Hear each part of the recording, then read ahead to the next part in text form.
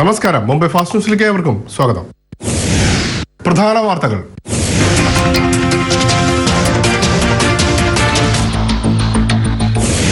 വീണ്ടും പേരുമാറ്റവുമായി മഹാരാഷ്ട്ര സർക്കാർ. അനാവശ്യ ദൂർത്തെന്ന് പരക്കെ പരാതി.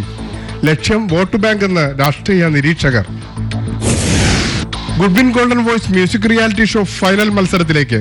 ജനുവരി 8 മത്സരം നെരൂളിൽ. മുഹമ്മദ് റാഫി സ്മാരകവുമായി മുംബൈ മലയാളി. സംഗീത സാമ്രാട്ടിനായി ഒരുങ്ങുന്ന സ്മാരകത്തിന്റെ ഉദ്ഘാടനം ഈ മാസം 24 ബാന്ദ്രയിൽ. വാർത്തകൾ വിശദമായി.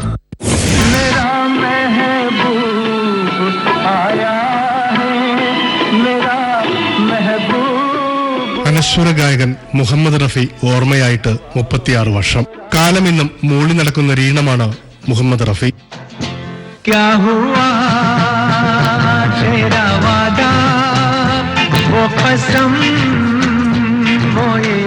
പകരം വയ്ക്കാനാകാത്ത നിരവധി ഗാനങ്ങൾക്ക് ശബ്ദ സാന്നിധ്യം നൽകിയ അനശ്വര ഗായകന് പുതിയൊരു സ്മാരകം പണിയുമ്പോൾ അതിന് ചുക്കാൻ പിടിക്കുന്നത് ചാന്ദിവലിയിൽ താമസിക്കുന്ന തൃശൂർ സ്വദേശിയായ വെങ്കിടാചലമാണ്. ഈ റഫി ചൗക്കില് ഒരു ലക്കി റെസ്റ്റോറൻറ്റ് ബാൻഡ്ര വെസ്റ്റില് ഒരു പ്ലാക്ക് ഉണ്ട്, ചെറിയ ബോർഡ്, പത്മശ്രീ മുഹമ്മദ് റഫി ചൗക്ക്. അപ്പോൾ ഒരു ദിവസം ഞാൻ കാറ് അതുകൂടി ഓട്ടിക്കൊണ്ടു പോകുമ്പോൾ അവിടുത്തെ ചെറിയ ചെറിയ പിള്ളേരെ അവിടെ കളിക്കുകയും അവിടെ മൂത്രമൊഴിക്കുകയും എനിക്ക് വല്ലാത്ത സങ്കടം തോന്നി. അപ്പം ഞാൻ പോയി ഇവരോട് പറഞ്ഞു, നമുക്ക് വല്ലതും ചെയ്യണം. അത് പറഞ്ഞു ഇപ്പോഴാണ് അതിന്റെ സമയം വന്നത്. ചെറുപ്പം മുതലേ റഫി സംഗീതത്തിന്റെ ആരാധകനായ വെങ്കിടാചലം 80കളിൽ മുംബൈയിലെത്തുമ്പോൾ ഏറെ സന്തോഷിച്ചത് തന്റെ ഇഷ്ടഗായകന്റെ നഗരം കൂടിയാണിതെന്ന ചിന്തയായിരുന്നു. അപ്പോൾ അവര് ഈ റെസ്പോൺസിബിലിറ്റി എൻ്റെ വയസ്സായ ഷോൾഡറിൽ ഏൽപ്പിച്ചു. അത് right from concept to commissioning ആ ചുമതല എൻ്റെ മുതലാണ്. അതിപ്പോൾ 90% അതിൻ്റെ ജോലി ചെയ്തു കഴിഞ്ഞു. അതിൻ്റെ സംഗീതത്തെ പരിപോഷിപ്പിക്കുന്നതിനായി 2004 രൂപീകരിച്ച ക്ലബ് നൊസ്റ്റാൾജിയയാണ് റഫി കുടുംബവുമായി വെങ്കിടാചലത്തെ അടുപ്പിക്കുന്നത്. സംഘടനാ മികവ് കൊണ്ട് നിലവാരം പുലർത്തുന്ന ക്ലബ് നൊസ്റ്റാൾജിയയുടെ ടാഗ്ലൈൻ തന്നെ നന്മയ്ക്കായി സംഗീതം എന്നാണ്. ഡിസംബർ 24 റഫിയുടെ 92ാം ജന്മവാർഷിക ദിനത്തിലാണ് ബാന്ദ്രയിൽ പണിതീർത്ത സ്മാരകത്തിന്റെ അനാച്ഛാദനം നിർവഹിക്കുക. തൃശൂർ സ്വദേശിയായ രാജേഷാണ് ശില്പം രൂപകൽപ്പന ചെയ്തിരിക്കുന്നത്. ഇതിന്റെ ആർക്കിടെക്റ്റ് ഒരു മലയാളിയാണ്, തൃശ്ശൂർക്കാരൻ KR രാജേഷ് എന്ന് പറഞ്ഞ്. ഇതിന്റെ ഒരു 4-5 ഡിസൈൻ ഞാൻ ഫാമിലിയോട് കാണിച്ചു. ആദ്യത്തെ ഡിസൈൻ തന്നെ അവർക്ക് ഇഷ്ടമായി. ഇത് അഭിമാനത്തിന്റെ നിമിഷങ്ങളെന്ന് റഫിയുടെ മക്കളായ യാസ്മിനും നസ്രീനും പറഞ്ഞു. Well, I would say the monument after so many years and through Mr. Venkat's hard work, I would say, and his dedication, you know, he's done a wonderful job and we are very, very, very happy about that. 1980 July 31 വ്യാഴാഴ്ച രാത്രിയാണ് റഫി ഈ ലോകത്തോട് വിട പറയുന്നത്.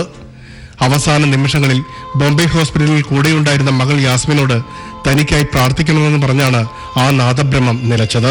I cannot forget those moments because I was the last one to see him in the ICU. I went to him, he was just looking at me and I was also just looking at him and I said, Abba, you'll be fine, you know. And when he was leaving for the hospital, he kissed us on our forehead, you know. Yasmin was there, myself. He kissed us on our forehead and he had to only say, just pray for me. You know, these were his last words. मुझे यूं भुला ना पाओगे, हाँ तुम मुझे यूं. ബാന്ദ്രയിലെ Guru Nanak പാർക്കിനടുത്തുള്ള Rafi mansion ഇന്നൊരു തീർത്ഥാടന കേന്ദ്രം പോലെയാണ്. 4 ദശാബ്ദക്കാലം ഇന്ത്യൻ ചരിത്ര സംഗീതത്തിലെ ചക്രവർത്തിയായിരുന്ന റഫിയുടെ വിലമതിക്കാനാകാത്ത വസ്തുക്കളുടെ അപൂർവ ശേഖരങ്ങളാണ് അദ്ദേഹം വർഷങ്ങളോളം ജീവിച്ചിരുന്ന ഈ മുറിയിൽ സൂക്ഷിച്ചിരിക്കുന്നത്. പത്മശ്രീ പുരസ്കാരം, ഫിലിംഫെയർ അവാർഡുകൾ, നിരവധി അംഗീകാരങ്ങൾ, പഴയകാലത്തെ റെക്കോർഡുകൾ തുടങ്ങി റഫി ഉപയോഗിച്ചിരുന്ന ടെലിഫോണും മറ്റും സന്ദർശകന് ഇന്ത്യയുടെ പാട്ടുവഴികളിലൂടെ ഒരു യാത്രയായി മാറുന്നു. പഞ്ചാബിലെ അമൃത്സറിലുള്ള സുൽത്താൻ സിംഗ് ഗ്രാമത്തിൽ പട്ടം പറത്തിയും ഭജനകൾ പാടിയും രസിച്ചു നടന്ന ഫീക്കോ എന്ന ബാലനിൽ നിന്ന് ഇന്ത്യൻ സംഗീത ഭൂപടത്തിൽ ഇടം നേടിയ മുഹമ്മദ് റഫിയിലേക്കുള്ള യാത്ര ദുരിതം നിറഞ്ഞതായിരുന്നു. കഴിവും കഠിനാധ്വാനവും കൈമുതലായവരെ കൈയൊഴിയാത്ത നഗരം തന്നെയാണ് റഫിയുടെ ജീവിതവും മാറ്റിമറിച്ചതെന്ന് പ്രശസ്ത എഴുത്തുകാരി മാനസി അടയാളപ്പെടുത്തുന്നു. പ്രതിഭാധനരായിട്ടുള്ള ആൾക്കാരുടെ മുഴുവൻ സ്വപ്ന നഗരിയാണ് ബോംബെ. കഠിനാധ്വാനത്തിന് തയ്യാറുള്ള പ്രതിഭയുമുള്ള എല്ലാവരെയും വളർത്തി വലുതാക്കിയിട്ട് ഒരു ചരിത്രമാണ് ബോംബെക്കുള്ളത്. ഈ റഫി സാബിനെ ഇവിടെ വളർത്തി വലുതാക്കി, അതായത് ഒരു വെറും ഒരു ഗ്രാമത്തിലത്തെ ഒരു കോടിക്കണക്കിന് സംഗീതാസ്വാദകരെ മാസ്മര ലഹരിയിലാഴ്ത്തിയ സംഗീത സാമ്രാട്ടിനായി ഒരുങ്ങുന്ന സ്മാരകത്തിനും മുംബൈ മലയാളികളുടെ കയ്യൊപ്പുണ്ട്.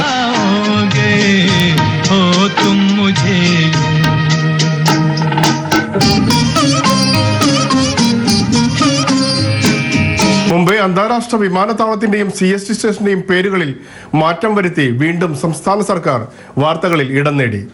നഗരസഭാ തെരഞ്ഞെടുപ്പ് അടുത്ത വേളയിൽ കൈക്കൊണ്ട ഈ തീരുമാനം വോട്ട് ബാങ്ക് ലക്ഷ്യം വെച്ചാണെന്ന് രാഷ്ട്രീയ നിരീക്ഷകർ.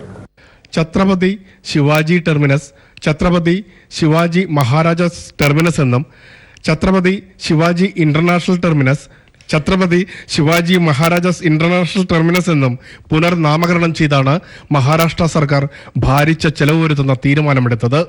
സർക്കാർ കൈക്കൊണ്ട ഈ തീരുമാനം സംവരണത്തിനു വേണ്ടി പ്രക്ഷോഭം നടത്തുന്ന മറാഠ സമുദായത്തെ അനുനയിപ്പിക്കുന്നതിന്റെ ഭാഗമായിട്ടാണെന്നും സംസാരമുണ്ട്.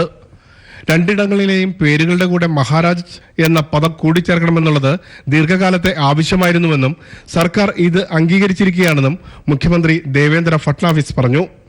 എന്നിരുന്നാലും കേന്ദ്ര സർക്കാർ തീരുമാനത്തിന് അംഗീകാരം നൽകേണ്ടതുണ്ട്. ഓഷിവാരയിലെ പുതിയ റെയിൽവേ സ്റ്റേഷന് രാം മന്ദിർ എന്ന് നാമകരണം ചെയ്യുന്നതിനെ मंत्री विद्या ठाकुर इंगिने न्यायीकरिച്ചു. राम मंदिर का विषय ये है नाम का कि वो पूरा परिसर राम मंदिर का, ये बहुत पुराना वहाँ पे मंदिर है. दूसरी बात है कि वहाँ का जो शासन के लिखने में जो പേരുമാറ്റത്തിന് പ്രശസ്തമായ സംസ്ഥാനത്ത് ഇതിനു മുമ്പും വിമാനത്താവളവും റോഡും റെയിൽവേ സ്റ്റേഷനുകളും രാഷ്ട്രീയ നേട്ടങ്ങൾക്കായി BJP ശിവസേന ഉപയോഗിച്ചിരുന്നു. അംശു മുംബൈ ഗോൾഡൻ വോയ്സിന്റെ ഫൈനൽ മത്സരങ്ങൾക്കായി ജനുവരി 8-ന് നെരൂളിൽ വേദിയൊരുങ്ങുന്നു. 3 വിഭാഗങ്ങളിലായി നടക്കുന്ന മത്സരങ്ങളിൽ നിന്നായിരിക്കും വിജയികളെ തിരഞ്ഞെടുക്കുക. പ്രായഭേദമന്യേ മുംബൈയിലെ പ്രതിഭകൾക്കായി സംഘടിപ്പിച്ച ആദ്യ മ്യൂസിക് റിയാലിറ്റി ഷോയുടെ അവസാനഘട്ട മത്സരങ്ങൾ അതുകൊണ്ട് തന്നെ നിർണായകമായിരിക്കും. മുംബൈയിലെ പ്രതിഭകൾക്കായി വിഭാവനം ചെയ്ത പ്രായഭേദമന്യേ സംഘടിപ്പിച്ച ആദ്യ മ്യൂസിക് റിയാലിറ്റി ഷോയുടെ ഫൈനൽ മത്സരങ്ങൾ ജനുവരി 8-ന് അരങ്ങേറും. 3 വിഭാഗങ്ങളിലായി നടക്കുന്ന മത്സരങ്ങളിൽ നിന്നായിരിക്കും വിജയികളെ തിരഞ്ഞെടുക്കുക. നവി മുംബൈയിലെ നെരൂൾ റെയിൽവേ സ്റ്റേഷന് സമീപമുള്ള ടെർണ ഓഡിറ്റോറിയത്തിലാണ് മത്സരങ്ങൾക്കായി വേദിയൊരുങ്ങുന്നത്. ജനുവരി 8 ഞായറാഴ്ച ഉച്ചയ്ക്ക് 2 മണിക്ക് ആരംഭിക്കുന്ന ആദ്യഘട്ട യുഗ്മഗാന മത്സരത്തിൽ നിന്നും തിരഞ്ഞെടുക്കുന്ന ഗായകരായിരിക്കും ഫൈനൽ റൗണ്ടുകളിൽ മാറ്റുരയ്ക്കുക. ഫൈനൽ മത്സരത്തിലെ ക്ലാസിക്കൽ റൗണ്ടുകളിൽ പങ്കെടുക്കുന്ന 5 പേരിൽ നിന്നും വിജയികളെ തിരഞ്ഞെടുക്കും. ഒന്നിനൊന്നും മെച്ചപ്പെട്ട 18 ഗായകരിൽ നിന്നും വിജയികളെ കണ്ടെത്തുക എന്നത് വലിയ വെല്ലുവിളി തന്നെയാണെന്ന് വിധികർത്താക്കളായ കാവാലം ശ്രീകുമാറും പ്രീത കണ്ണനും പറഞ്ഞു.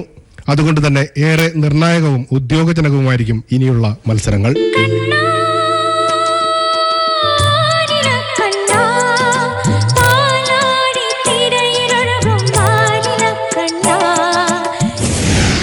പാസുസ് ഇവിടെ പൂർണ്ണമാകുന്നു. കൂടുതൽ വാർത്തകൾക്കായി ട്യൂൺ ഇൻ കൈരളിയാൻ.